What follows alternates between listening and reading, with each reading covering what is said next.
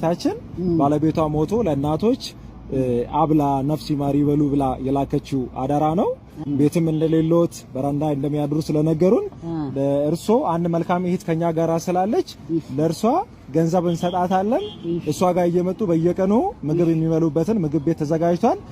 እህታችን ጋር እየመጡ ገንዘቡን እየተቀበሉ ምግብ ይበላሉ። እሺ እሺ እሺ እኔ እናት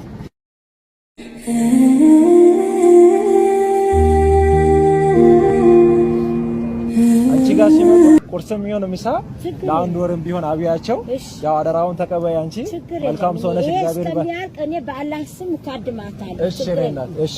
ሽሮም ትፈልግ ምንም ትፈልግ፣ ምክንያቱም ብሩ በእጄ ልስጥሽ ሲላት አስፈጭቶ የሚሰጠኝ ሰው የለም፣ አብስሎ የሚሰጠኝ ሰው የለም ማለት